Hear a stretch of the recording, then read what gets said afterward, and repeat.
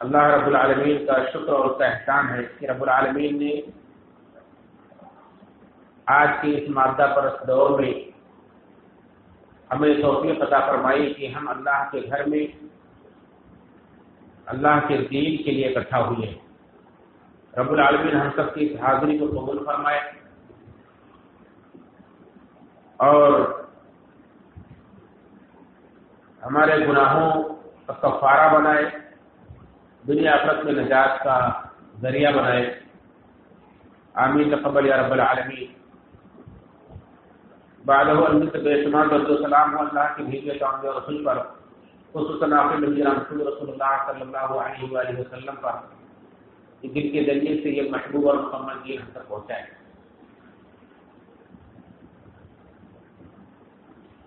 آج کا جو پروگرام ہے یہ قصص الانبیاء، انبیاء کرام کے واقعات کی ایک کڑی ہے،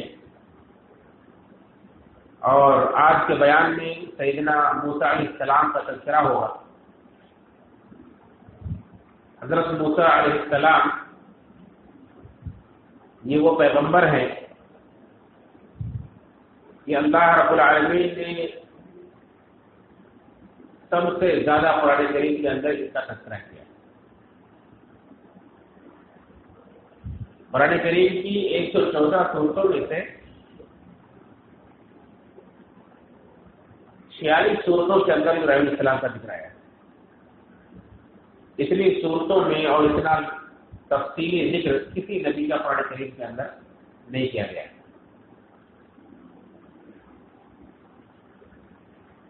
اور اسی طرح سے صاحب قصص الانبیاء، جنہوں نے قصص الانبیاء کتاب لکھی، حافظ ابن کثیر رحمۃ اللہ علیہ نے بھی ان کے واقعے کو قرآن کریم کی آیات، اللہ کے نبی صلی اللہ علیہ وسلم کی احادیث اور اسرائیلی روایات، یعنی موسیٰ علیہ السلام کی جو قوم تھی بنی اسرائیل، ان کی کتابوں کے حوالے سے جو ان کا واقعہ نقل کیا ہے وہ تقریباً 130 صفحات پر مشتمل ہے۔ سب سے بڑا تذکرہ اور سب سے لمبا واقعہ یہی ہے۔ تو انشاءاللہ ہم اسے کئی قسطوں میں سنیں گے۔ آج کے اس پہلے قسط میں جو عنوان ہے وہ موسیٰ علیہ السلام کی ولادت اور پرورش کا بیان۔ حضرت موسیٰ علیہ السلام کا نسب نامہ اس طرح سے ہے کہ موسیٰ بن عمران بن قاہث بن عاد بن عازر بن لاوا بن یعقوب بن اسحاق بن ابراہیم علیہ السلام، یعنی ابراہیم علیہ السلام کی نسل سے ہے۔ ابراہیم علیہ السلام کے دو بیٹے جن کی نسل سے انبیاء ہوئے، ایک اسحاق علیہ السلام اور ایک اسماعیل علیہ السلام۔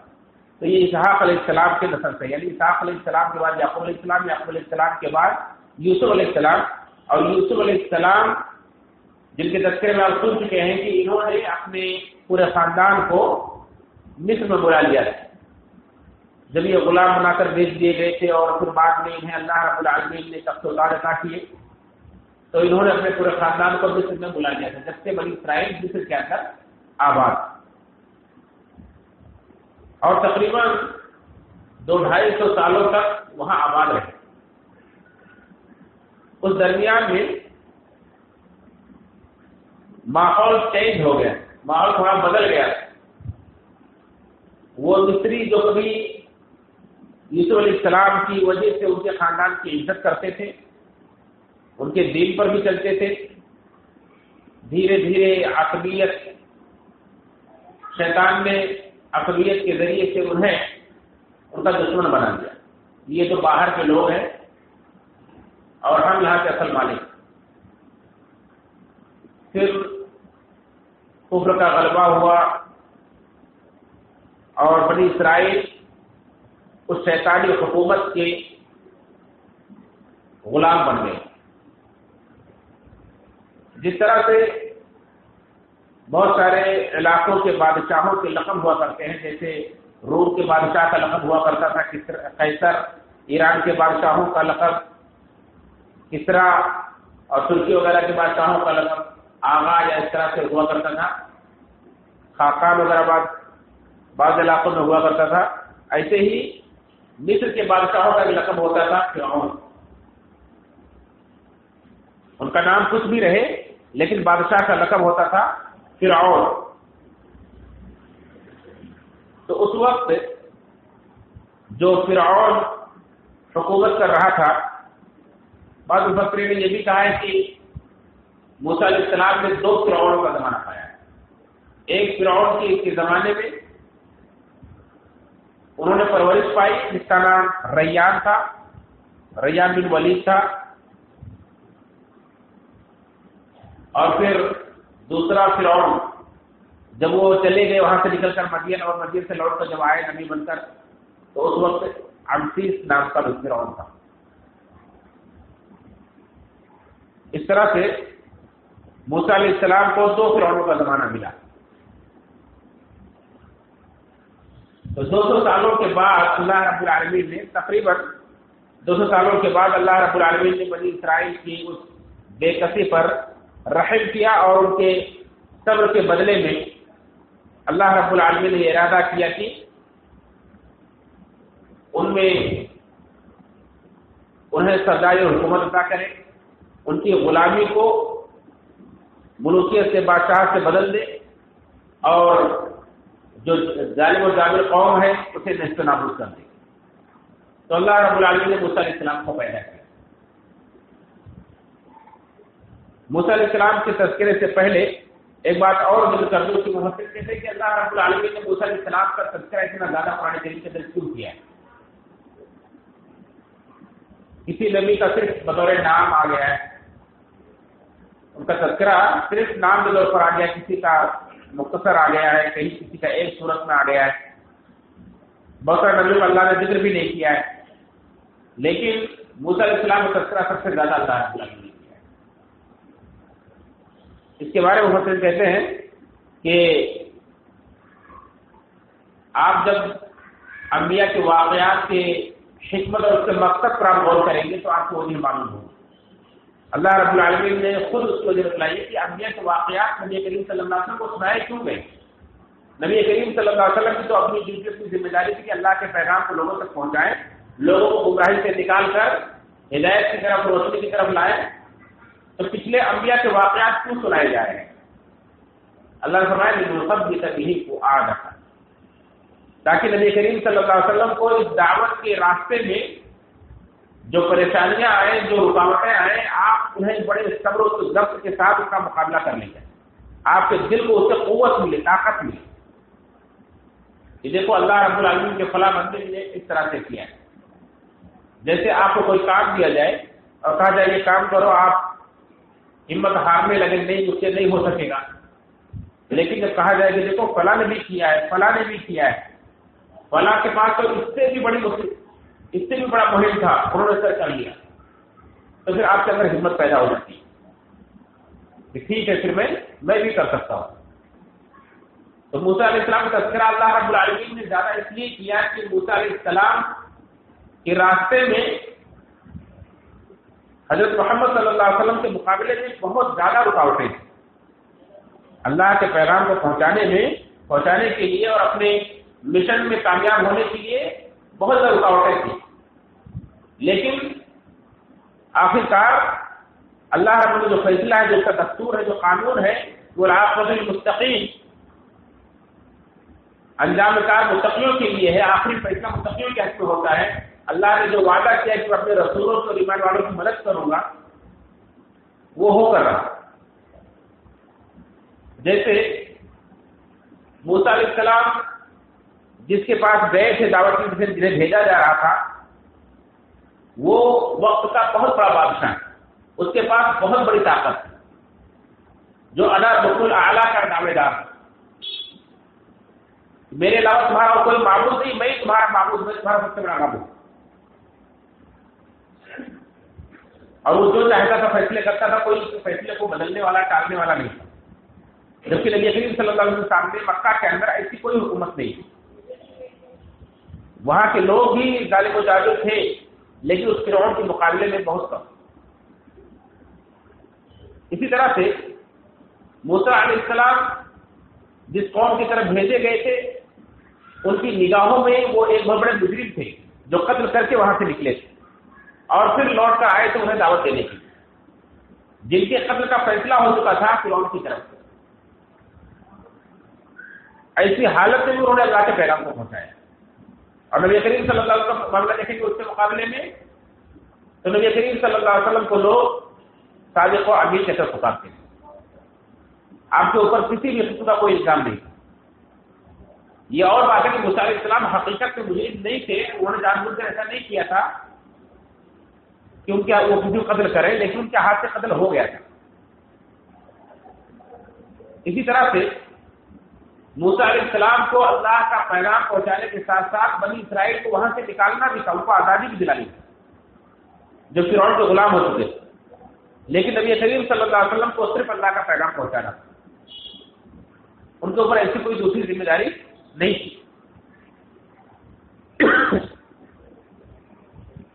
تو اس طرح سے بار بار اس واقعے کو ذکر کرنے کا اور دہرانے کا اور تفصیل کے ساتھ اسے بیان کرنے کا اور اس کے ایک ایک باریک نقطے کے اوپر توجہ دلانے کا مقصد یہ ہے کہ جب اتنی مشکل اور اتنی بڑی مہم حل ہو سکتی ہے اللہ کی مدد سے، اللہ کی توفیق سے، تو پھر آپ کو ہمت ہارنے کی ضرورت نہیں ہے، آپ کو چھوٹا کرنے کی ضرورت نہیں ہے، آپ اپنے مشن میں لگے رہیے، اللہ کو بھروسہ کیجیے اور دیکھیے یہ واقعات اپنے سامنے رکھیے، اس سے آپ کو قوت ملے گی، تقویت ملے گی۔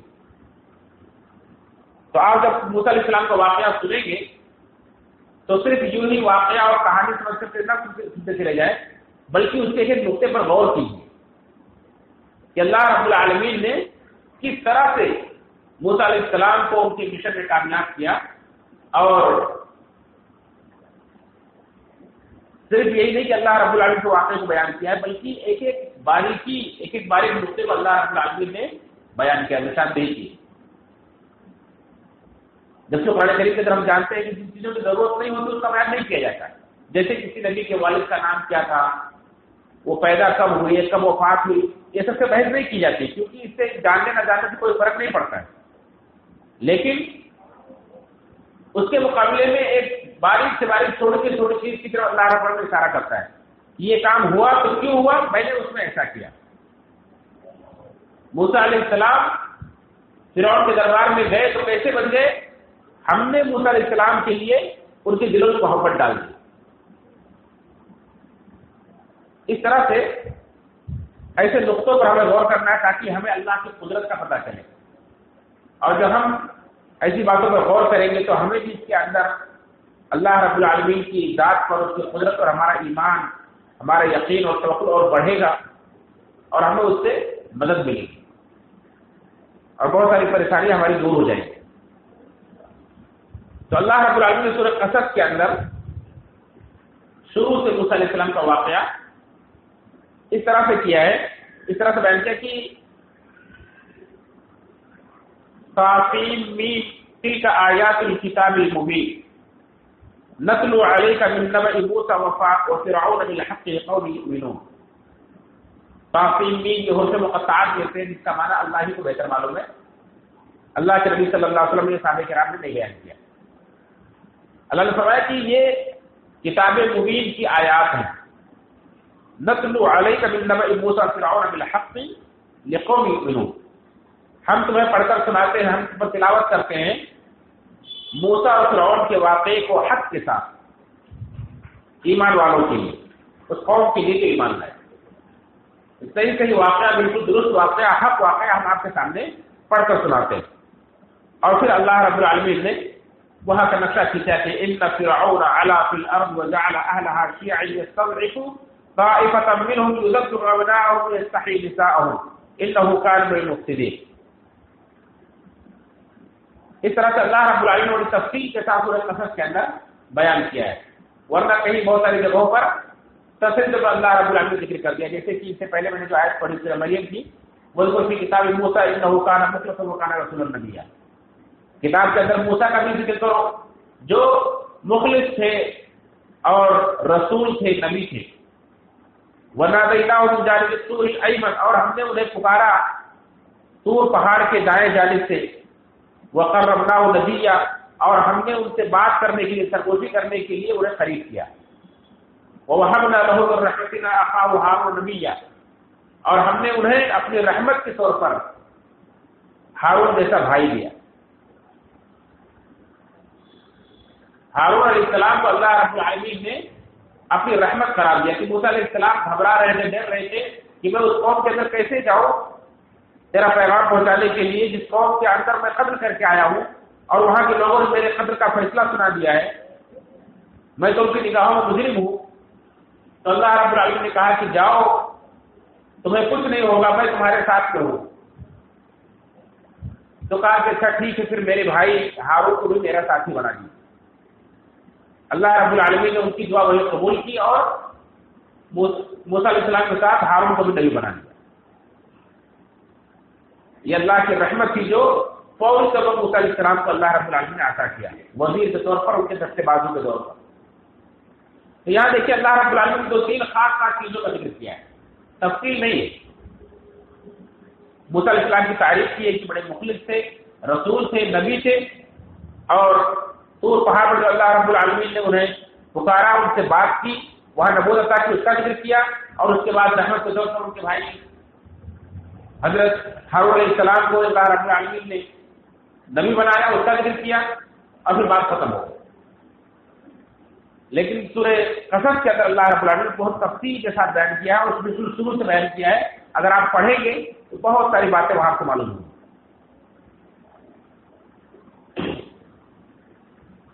موسیٰ علیہ السلام کا واقعہ بیان کرنے سے پہلے ایک دو باتیں اور وہ بیان کر دوں، جیسے کہ موسیٰ علیہ السلام کے نسب کو میں نے بیان کیا، اس زمانے کے فرعون کا کیا نام تھا وہ میں نے بیان کیا۔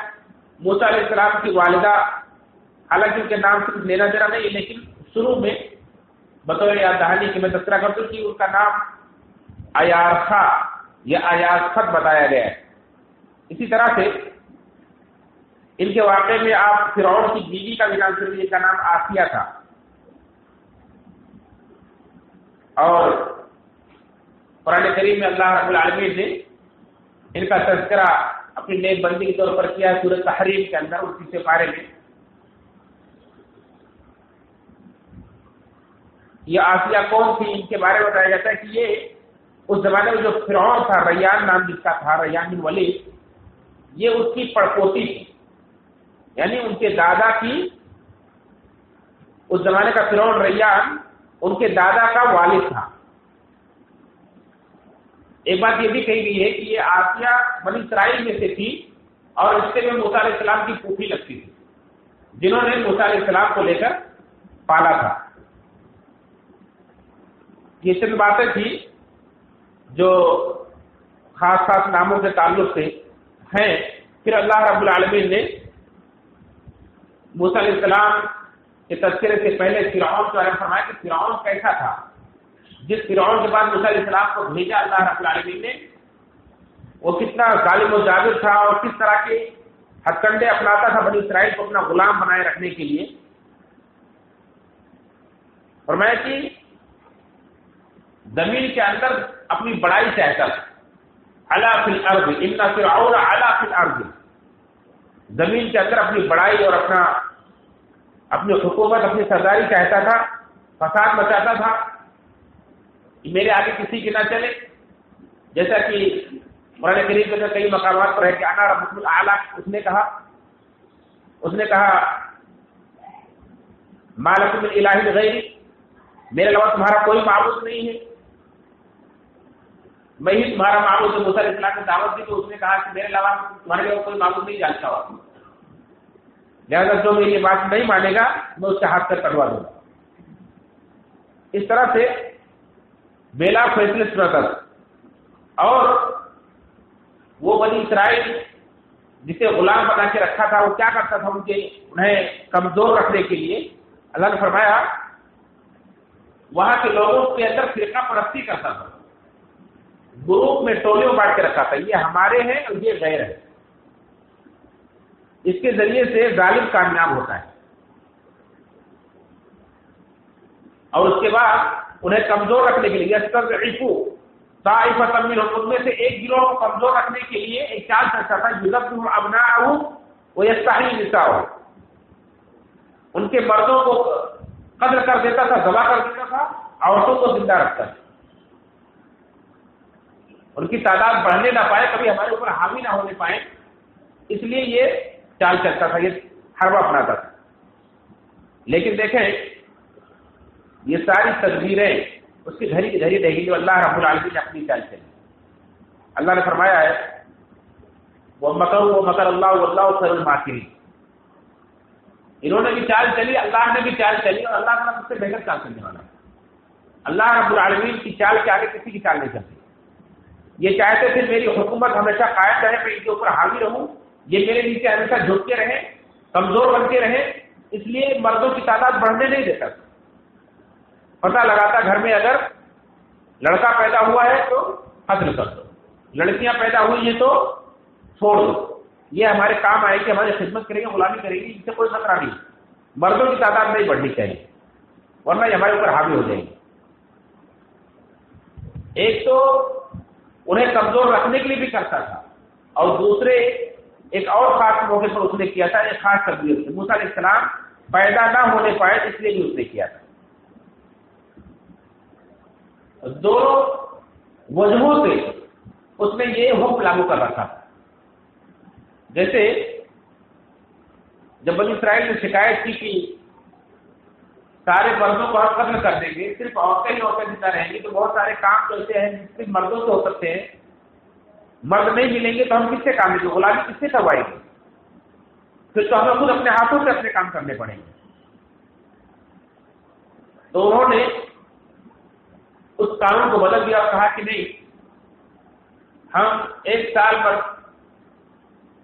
یہ حکم لاگو کریں گے، دوسرے سال اٹھا لیں گے، یعنی ایک سال اگر لڑکا پیدا ہوا تو اسے قتل کریں گے، لڑکیاں پیدا ہوئی تو چھوڑ دیں گے، اور دوسرے سال میں پھر لڑکے لڑکیوں سب کو چھوڑ دیں گے، تیسرے سال پھر لڑکوں قتل کریں گے، چوتھے سال پھر چھوڑ دیں گے، اس طرح سے تاکہ کچھ لڑکے رہیں، کچھ مرد حضرات بھی رہیں ہماری غلامی کے لیے، ہماری خدمت کے لیے، ہماری نوکری کے لیے۔ یہ ان کی چال تھی۔ تو اللہ رب العالمین نے فرمایا کہ وہ اس لیے کرتا تھا انہ کان من المفسدین، وہ مردوں کو ذبح کرتا، عورتوں کو باقی رکھتا تھا، کیونکہ وہ زمین میں فساد مچانے والا تھا۔ انہ کان من المفسدین، وہ فسادی تھا۔ ونريد ان نمن على الذين استضعفوا في الارض، اور ہم نے یہ ارادہ کیا کہ زمین میں جو لوگ کمزور سمجھے جا رہے ہیں، جو کمزور بنا کے رکھے گئے ہیں، ان کے اوپر میں احسان کروں، ان کے اوپر میں احسان کروں۔ وَنَجْعَلَهُمْ أَئِمَّةً وَنَجْعَلَهُمُ الْوَارِثِينَ، اور ان کو میں سردار بنا دوں، ان کو ائمہ بنا دوں، ان کی حکومت، ان کی سرداریاں چھین کر میں انہیں دے دوں، وَنَجْعَلَهُمُ الْوَارِثِينَ، اور انہیں میں زمین کا مالک بنا دوں۔ یہ اللہ رب العالمین کا ارادہ ہوا۔ فرعون کا ایک ارادہ تھا کہ میری حکومت باقی رہے، ہمیشہ میری چلے، اور یہ کمزور بن کے رہے، اور اللہ رب العالمین کا ایک ارادہ یہ ہوا کہ اب یہ کمزور لوگ سردار بن جائیں، حاکم بن جائیں، اور ان کی جو باغات ہیں، محلات ہیں، یہ سب ان سے چھین کر دے دیا جائے، انہیں وارث بنا دیا جائے۔ وَنُمَكِّنَ لَهُمْ فِي الْأَرْضِ، اور زمین میں ہم ان کمزوروں کو اقتدار دے دیں، یہ اللہ کا فیصلہ ہوا۔ وَنُرِيَ فِرْعَوْنَ وَهَامَانَ وَجُنُودَهُمَا مِنْهُمْ مَا كَانُوا يَحْذَرُونَ، اور فرعون کو اور حامان کو، جو اس کا وزیر تھا، فرعون اور حامان کو اور اس کے لشکریوں کو وہ چیز میں دکھاؤں جس سے وہ لوگ ڈر رہے ہیں۔ وہ لوگ کس سے ڈر رہے تھے؟ ہماری حکومت چھن نہ جائے، ہم پر یہ حاوی نہ ہو جائے۔ اس لیے اللہ نے ارادہ کیا کہ یہ ہونا چاہیے۔ جیسے آج آپ دیکھ رہے ہیں طرح طرح کے جو قانون بنائے جا رہے ہیں، توڑے جا رہے ہیں، یہی خطرہ، یہی ڈر ہے، یہ کہیں پڑھ نہ جائے، ہم پر حاوی نہ ہو جائے، ہم سے چھین نہ لیں، یہ ڈر۔ اور اللہ رب العالمین کی جو تدبیر ہے، اللہ رب العالمین کی تقدیر، جو اللہ کا فیصلہ ہو چکا ہے، وہ ہو کر رہے گا، چاہے کوئی کتنی بھی تدبیر کر لے۔ تو اللہ رب العالمین فرمائے کہ اس کا ایک ارادہ یہ تھا، میرا ارادہ یہ ہوا۔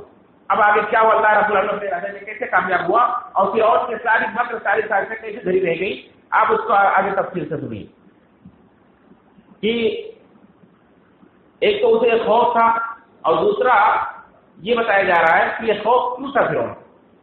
اس کے دو اسباب بتائے گئے کہ بنی اسرائیل اپنی کتابوں کے اندر پڑھتے تھے کہ آج ہماری جو حالت ہے یہ ہمیشہ نہیں رہے گی. اللہ تعالیٰ اس کے اندر ایک ایسا لڑکا پیدا کرے گا جو اسی قوم میں پرورش پائے گا اور فرعون کی حکومت کو ختم کر دے گا, اس ظلم و جور کو ختم کر دے گا. اور یہ کس نے کہا تھا؟ یہ ابراہیم علیہ السلام کا قول بنی اسرائیل کی کتابوں کے اندر پایا جاتا تھا. ابراہیم علیہ السلام جب وہ اپنے ملک سے نکلے تھے اپنی بیوی سارہ علیہ السلام کو لے کر کے, تو مصر میں بھی گئے تھے, اور مصر کے فرعون نے, اس زمانے کے فرعون نے ان کی بیوی کو بری نگاہ سے دیکھا تھا, اپنانا چاہا تھا. اللہ رب العالمین نے ناکام کر دیا. اس نے پھر لونڈی کے طور پر حاجرہ علیہ السلام کو دیا. تو ابراہیم علیہ السلام نے وہاں سے نکلتے ہوئے ایک بات کہی تھی کہ یہی ایک ایسا لڑکا پیدا ہوگا جو یہاں کے فرعون کے ظلم و جبر کو ختم کرے گا. یہ بات بنی اسرائیل کی کتابوں کے اندر پڑھتے تھے. اور موسیٰ اور فرعون کے قوم جنہیں قبطی کہا جاتا, جو آپ مصر کے رہنے والے تھے انہیں قبطی کہا جاتا تھا. تو بات قبطیوں نے ان کی زبانوں سے سن لیا. فرعون کبھی مجلس لگی ہوئی تھی تو کسی نے ان کو اس میں کہہ دیا یہ لوگ ایسا ایسا سوچتے ہیں, ایسا ایسا باتیں کرتے ہیں, کتابوں میں پڑھتے ہیں کہ ان کے اندر ایک لڑکا پیدا ہوگا جو تمہاری حکومت کو ختم کر دے گا. تو وہ گھبرا گیا سوچ کر کے کہ میری حکومت ختم ہو جائے گی, اس لیے انہیں ہمیشہ کمزور بنا کے رکھو, ان کے مردوں کو باقی مت رکھو. یہ فیصلہ لاگو کر دیا. ایک وجہ یہ بتائی جائے کہ فرعون نے خود خواب دیکھا تھا. فرعون نے خود خواب دیکھا تھا. وہ خواب کیا تھا؟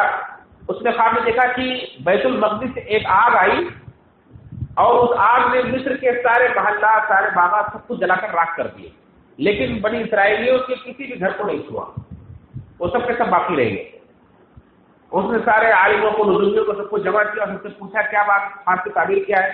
تو لوگوں نے بتایا کہ وہ لڑکا انہی کے اندر پیدا ہوگا جو تمہاری حکومت کو ختم کر دے گا, تمہارے سارے باغات محلات سب برباد ہو جائیں گے.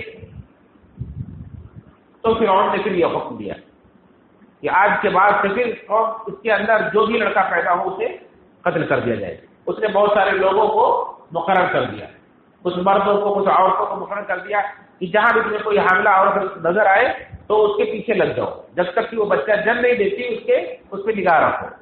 دیکھو اگر لڑکا ہے تو اسے مار دو, اگر لڑکی ہے تو اسے زندہ رکھو. یہ تدبیر اس نے اختیار کی تھی. آپ سوچئے آج تھوڑے تھوڑے مصیبتوں سے گھبرا جاتے ہیں, کیسا ماحول رہا ہوگا بنی اسرائیل کے لیے. لیکن اللہ رب العالمین نے قرآن کریم کے اندر ذکر کیا ہے کہ بنی اسرائیل کی حالت جو پلٹی یہ ان کے صبر کی وجہ. اتنے ظلم انہوں نے سہے لیکن دین کو نہیں چھوڑا. جو بھی ان کے پاس ٹوٹا پھوٹا بگڑا اور جو بھی دین تھا اس پر چلتے تھے, صبر کرتے تھے, ڈٹے رہے اپنے دین پر. تو اللہ رب العالمین کا یہ ارادہ ہوا کہ اب ان کے اوپر میرا احسان ہونا چاہیے, انہیں پھر ہم مالک بنائیں گے. اور فرعون جس سے ڈر رہا ہے اسے ہم اسے دکھا کر کے رہیں گے. تو نظر رکھی جانے لگی. تو ایسے سال میں جب جس سال لڑکے قتل نہیں کیے جاتے تھے اس سال میں ہارون علیہ السلام پیدا ہو گئے. تو ہارون علیہ السلام بچ گئے, انہیں قتل نہیں کرنا پڑا. لیکن دوسرا سال جس سال موسیٰ علیہ السلام پیدا ہوئے وہ سال ایسا تھا جس میں بچوں کو, لڑکوں کو قتل کرنا تھا. لیکن اللہ رب العالمین قدرت دیکھیے, موسیٰ علیہ السلام کو اسی سال میں پیدا کیا, اور پیدا کرنے کے بعد اللہ رب العالمین نے معاملے پر کس طرح سے غالب ہے اس کا آپ مشاہدہ کریں کہ رب العالمین نے صرف یہی نہیں, اگر اللہ رب العالمین چاہتا تو اس سال کے اندر پیدا کر سکتا تھا جس سال کے اندر بچے قتل نہیں کیے جاتے. لیکن نہیں, ظالم کی چالیں جتنی کمزور ہوتی ہیں اللہ رب العالمین اپنی چالوں میں, اپنے تدبیر میں کس طرح غالب ہے, اس قدرت کا مظاہرے کے لیے اللہ رب العالمین نے اسی سال میں پیدا کیا جس سال بچوں قتل کرنے کا حکم تھا. اور نہ صرف اسی سال میں پیدا کر کے انہیں باقی رکھا بلکہ فرعون کے گود میں پالا, فرعون کے گھر میں پرورش کروائی. گویا کہ فرعون کی چالوں پر, فرعون کی تدبیروں پر تقدیر ہنس رہی ہے کہ تو کیا چالیں چل رہا ہے. رب العالمین کی تدبیر کیا ہے, تیری تدبیر کہاں سے چل سکتی ہے. تو موسیٰ علیہ السلام کی ماں نے جب انہیں جنا، اللہ رب العالمین نے ان کے دل میں بات ڈالی، وَأَوْحَيْنَا إِلَىٰ أُمِّ مُوسَىٰ أَنْ أَرْضِعِيهِ۔ اللہ فرماتا ہے کہ ہم نے موسیٰ علیہ السلام کی طرف وحی کی کہ تم گھبراؤ مت، اس کو دودھ پلاتے رہو، رکھو اپنے پاس، دودھ پلاتے رہو۔ فَإِذَا خِفْتِ عَلَيْهِ، جب تمہیں اس پر خوف محسوس ہو تو تم اس صندوق کو لے کر دریا میں ڈال دیا، دریا میں ڈال دینا۔ تو موسیٰ علیہ السلام پیدا ہوئی ہے، لیکن موسیٰ علیہ السلام کی ماں نے انہیں چھپا لیا، اور وہ پہرے دار جو نگرانی کرتے تھے ان کا زور نہیں چلا۔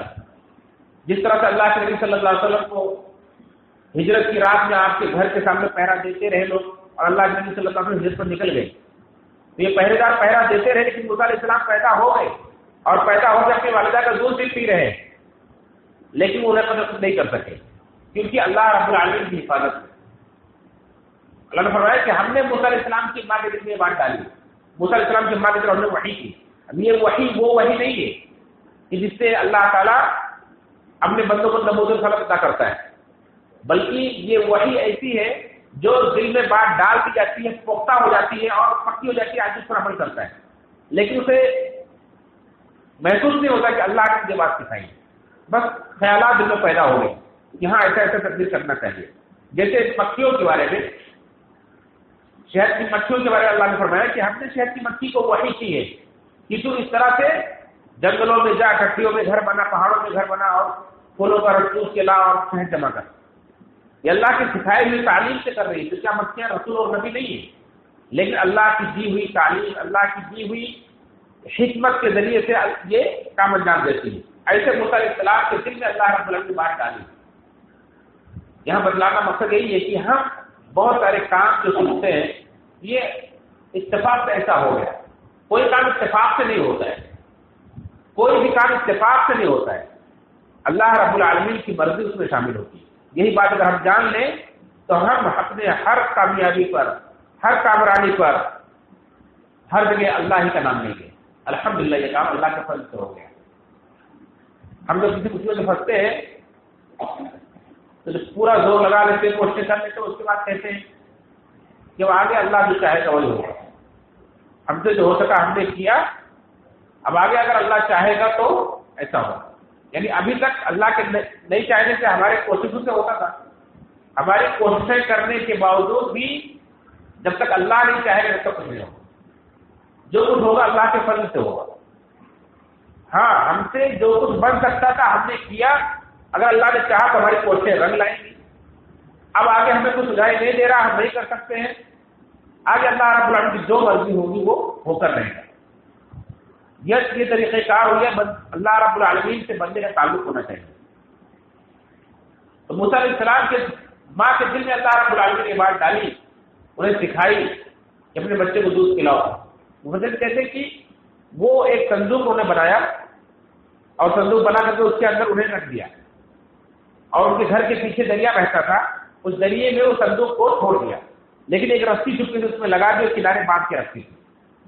جب دودھ پلانے کا ٹائم ہوتا کھینچ لیتی تھی اور دودھ پلا دیتی تھی تو اس میں چھوڑ دیتی تھی، گھر میں نہیں رکھتی تھی۔ ایک دن اتفاق سے انہوں نے رسی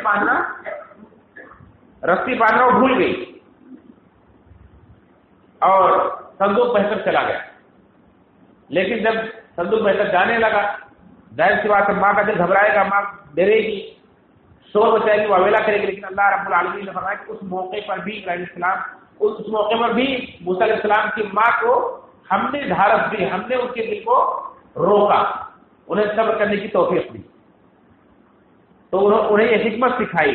انہوں نے موسیٰ علیہ السلام کی بہن سے کہا کہ ایسا بہ کر جا رہا ہے، جاؤ اس کے پیچھے پیچھے تم بھی جاؤ اور دیکھو کیا بنتا ہے اس کا۔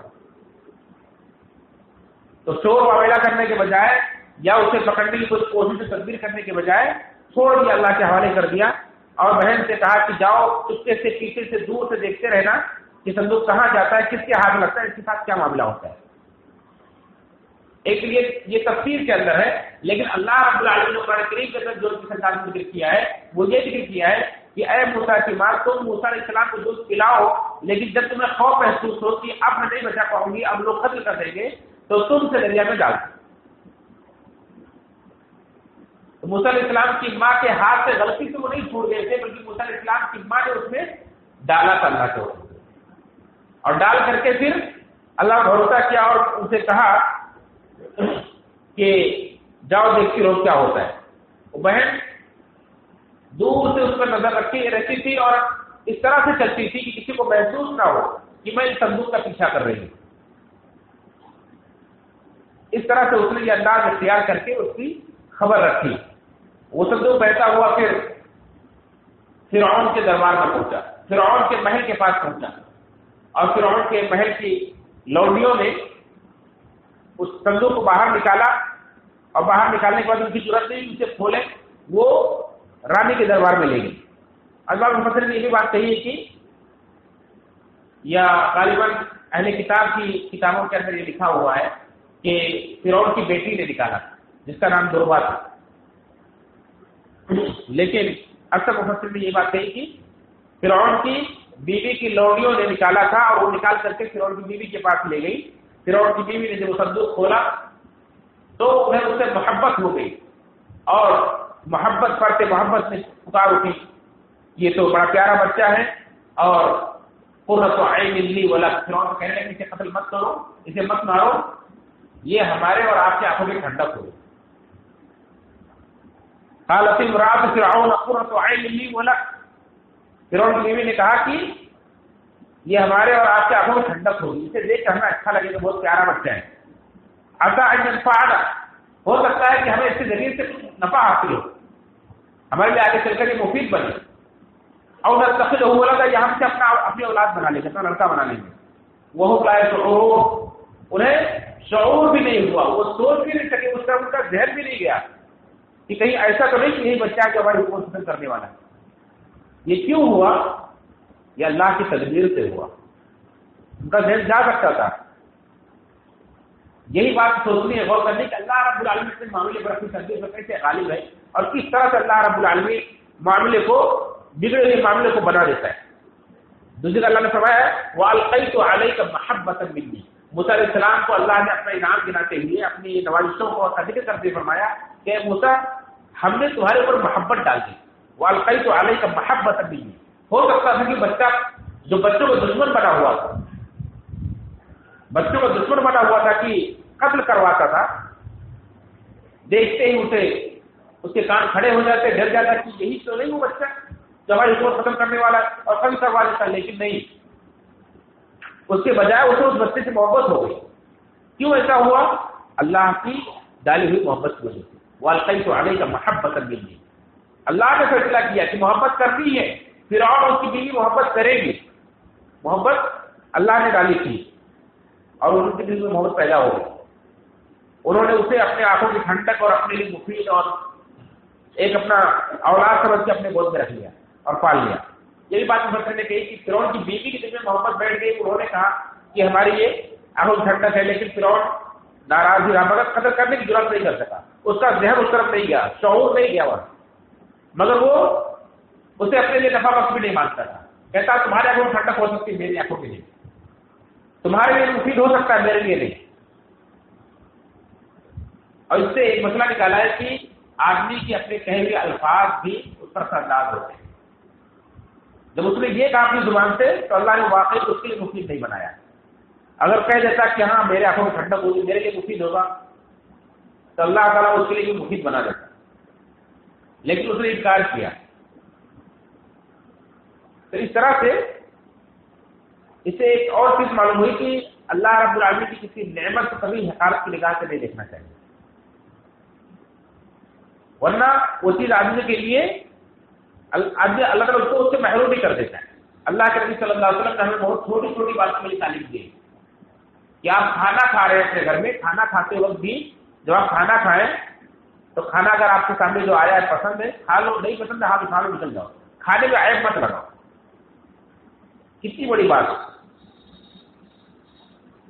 تو اس طرح سے فرعون نے اس موقع سے چھوٹی سی بات کہی تھی، تمہارے لیے آنکھوں ٹھنڈک ہوتا ہے، تمہارے لیے مفید ہوتا ہے، میرے لیے نہیں۔ اللہ نے فیصلہ کر دیا کہ تیرے لیے مفید ہے ہی نہیں، تیرے آنکھوں ٹھنڈک ہو ہی نہیں سکتا ہے۔ فرعون کی بیوی نے کہا میرے آنکھوں ٹھنڈک ہے، میرے لیے مفید ہے، اللہ نے مفید بنا دیا۔ وہی موسیٰ علیہ السلام فرعون کے لیے جہنم میں جانے کا سبب بن گئے، اس کی حکومت کو برباد کرنے کا سبب بن گئے، فرعون کی بیوی کو جنت میں گھر بنانے کا سبب بن گئے، فرعون کی بیوی انہی کے ذریعے سے جنت میں داخل ہو گئی، وہ ایمان لے آئے۔ ادھر موسیٰ علیہ السلام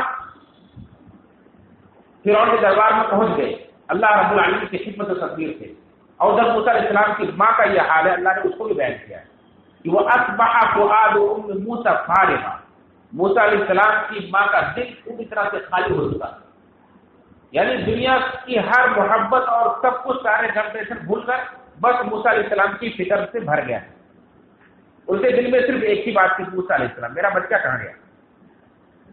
تو قریب تھا انکار لطفی بھی، قریب تھا کہ وہ اس کا اظہار کر دیتی، اتنا دل بے چین ہو رہا تھا، بیٹے کی محبت اس طرح پاگل ہو گئی تھی کہ زبان سے کہہ بیٹھتی کہ میرا بچہ بہتر گیا، اور یہی کہنا ان کے لیے نقصان دہ ہو سکتا ہے۔ اللہ رب العالمین فرمایا لولا ان ربطنا علی قلبها، اگر ہم اس کے دل کو روک کر نہ رکھتے، اسے جکڑ کر نہ رکھتے تو ظاہر کر دیتے۔ کتنی چھوٹی چھوٹی باتوں میں اللہ نے نشان دی تھی، جنہیں ہم اتفاقیہ سمجھتے ہیں، اتفاقیہ نہیں ہے، یہ اللہ رب العالمین کی حکمت، اس کی قدرت کا کرنا ہوتی، سارے کام آپ کے اللہ کے فضل سے انجام پاتے ہیں۔ ہم کہتے ہیں یہ فلاں حالت ایسی ہو سکتی ہے، اب کوئی چمتکار ہو جائے تو کچھ ہو سکتا ہے، ورنہ کوئی امید نہیں۔ اللہ چاہے گا تو اللہ کے فضل سے حالات بدل جائیں گے، پلٹ جائیں گے۔ اللہ سے امید رکھیں، اللہ کے فضل سے امید رکھیں، اللہ کے مدد سے امید رکھیں۔ تو اللہ نے فرمایا کہ موسیٰ علیہ السلام کی ماں کا دل اتنا بے چین تھا کہ وہ قریب تک ہی ظاہر کر دیتی اپنی بیٹے کو، لیکن ہم نے ان کے دل کو جکڑ دیا، نہیں ظاہر کرنے دیا۔ اور موسیٰ علیہ السلام کی ماں نے پھر کہا بیٹی سے کہ جو بیٹی کو پیچھے لگایا تھا دیکھتی رہ جا، وہ گئی فبصرت به عن جرم وهم لا يشعرون، وہ اس طرح سے دور سے نظر رکھی ہوئی تھی، دیکھ رہی تھی کہ لوگوں کو گمان بھی نہ ہو، لوگ سمجھ بھی نہ سکیں کہ یہ اس کا پیچھا کر رہی ہے، اس انداز میں۔ اور کتنی ہوشیار بہن تھی کہ نہ صرف یہ کہ پیچھا کرتی رہی اور دیکھتی رہی کہ وہ کہاں پہنچتے ہیں، بلکہ اللہ رب العالمین نے اسی کے ذریعے سے موسیٰ علیہ السلام کی ماں تک لوٹنے کا سامان بھی کر دیا۔ جب موسیٰ علیہ السلام فرعون کے دربار میں پہنچ گئے، آسیہ کی گود میں پہنچ گئے، تب ظاہر سی بات ایک چھوٹے سے بچے کو سب سے پہلی جو ضرورت ہوتی ہے اس کی بھوک مٹانا، اس کے رونے اور چلانے کو بند کرانا، اس کے لیے پورا گھر بے چین ہو جاتا ہے، پورا دربار ہل گیا، فرعون کا مائن ہل گیا کہ اب اس بچے کے لیے کھانے کا پینے کا انتظام کیا جائے۔ دودھ پلانے والی عورتوں کو بلایا گیا، اور ساری چیزیں جو کچھ بچے کے لیے مفید ہو سکتی ہیں، جیسے ہم اور آپ شہر والے دوسرے چکاتے ہیں، کوششیں کی گئی، لیکن اللہ رب العالمین کی حکمت دیکھ اللہ نے فرمایا کہ موسیٰ علیہ السلام نے کوئی چیز نہیں کھائی، کسی کا دودھ نہیں پیا، حرمنا علیہ المراضع من قبل، موسیٰ علیہ السلام کی ماں سے پہلے ساری عورتوں کا دودھ ہم نے موسیٰ علیہ السلام پر حرام کر دیا، پی نہیں رہتے کسی کا دودھ۔ اور اس کے بعد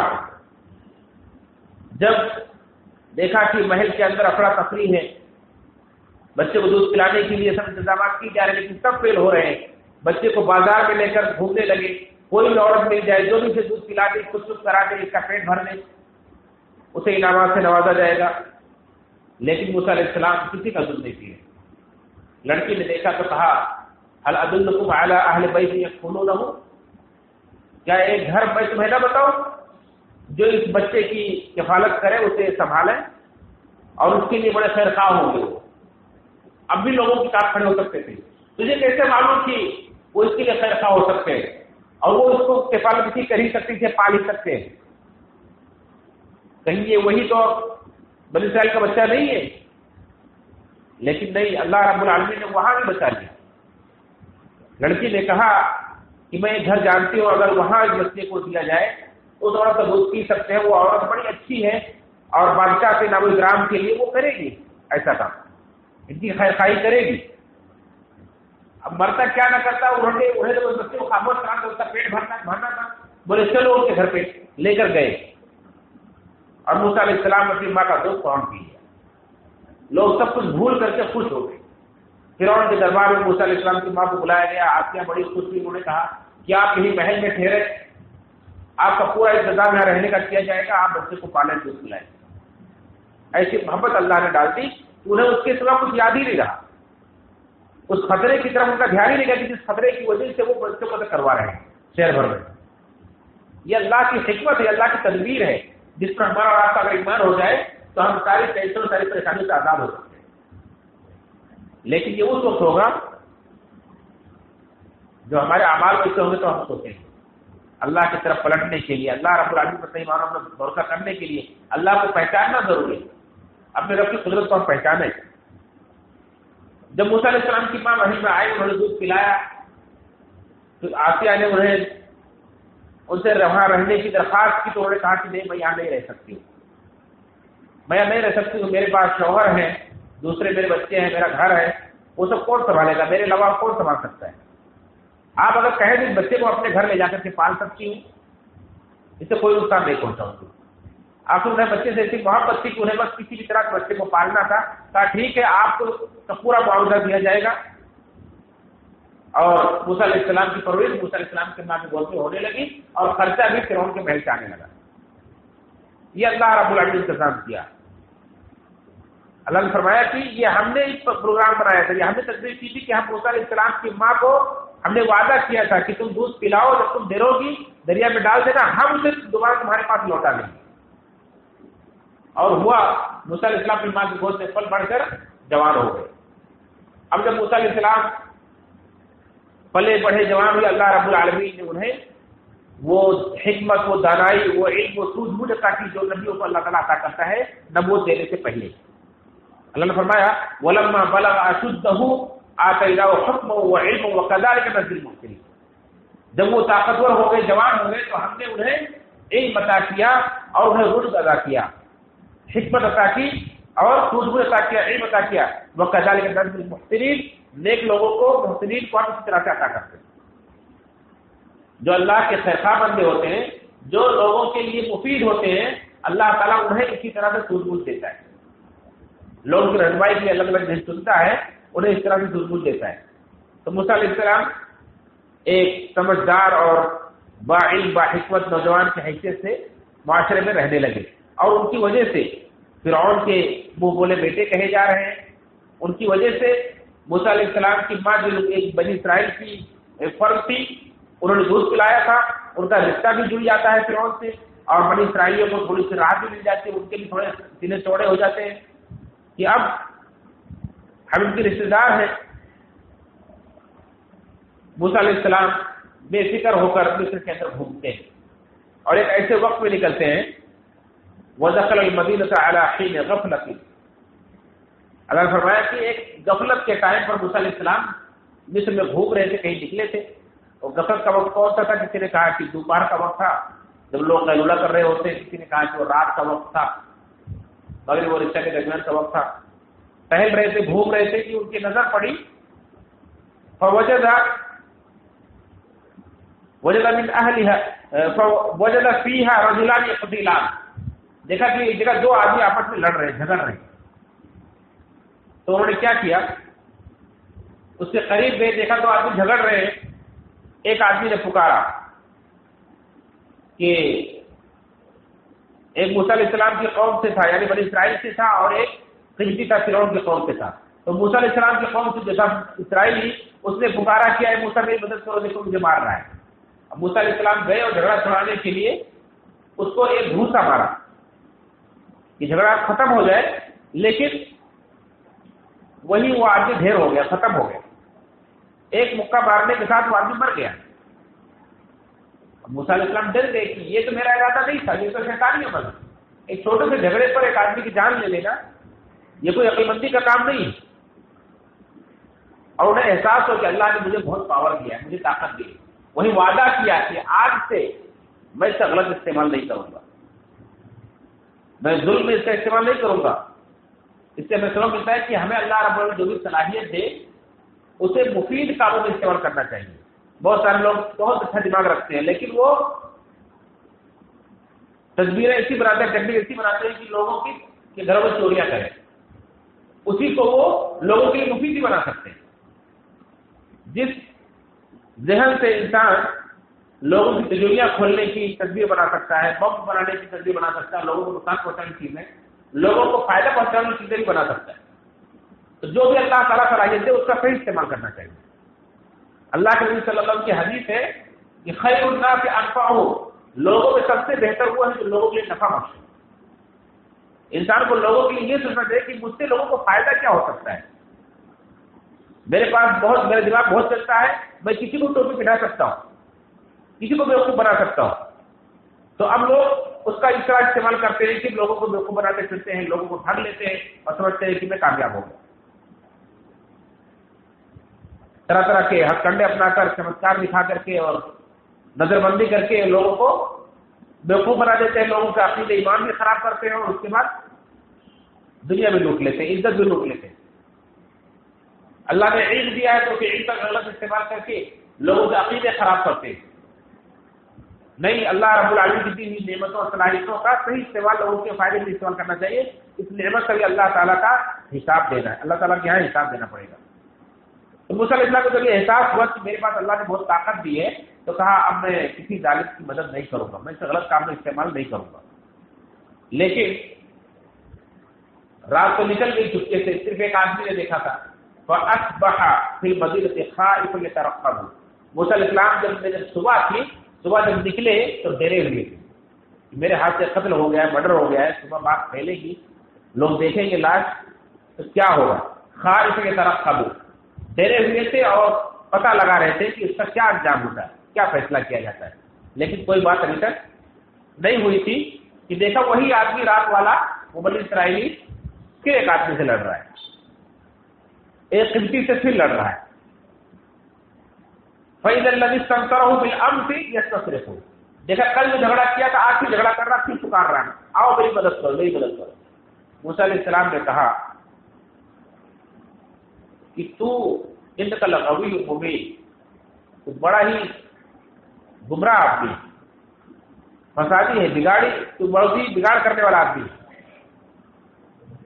کل بھی تو جھگڑ رہا تھا، آج بھی جھگڑ رہا ہے، تو بہت غلط آدمی لگتا ہے.